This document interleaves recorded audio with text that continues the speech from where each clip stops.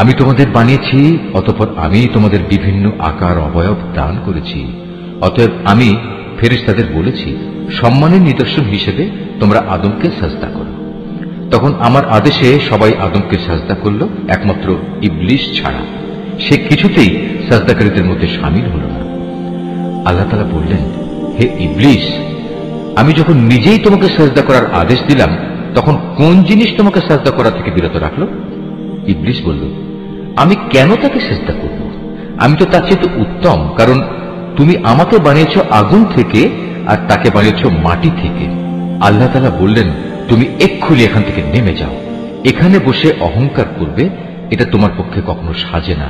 যাও, এখান থেকে বেরিয়ে যাও, কেননা তুমি অপমানিতদেরই একজন।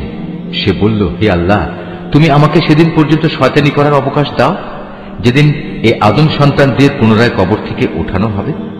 আল্লাহ তাআলা বললেন, হ্যাঁ, যাও, যাদের অবকাশ দেয়া হয়েছে তুমিও তাদের একজন। সে বলল, যেহেতু তুমি এই আদমের জন্যই আমাকে পথভ্রষ্ট করলে, তাই আমিও এদের গুমরাহ করার জন্য অবশ্যই তোমার প্রদর্শিত প্রতিটি সরল পথের বাঁকে বাঁকে ওত পেতে বসে থাকব। অতঃপর তাদের পথভ্রষ্ট করার জন্য আমি তাদের কাছে অবশ্যই আসব তাদের সামনের দিক থেকে, তাদের পেছন দিক থেকে, তাদের ডান দিক থেকে, তাদের বাঁ দিক থেকে। ফলে তুমি এদের অধিকাংশ লোককেই তোমার নিয়ামতের প্রতি কৃতজ্ঞতা আদায়কারী হিসেবে দেখতে পাবে না।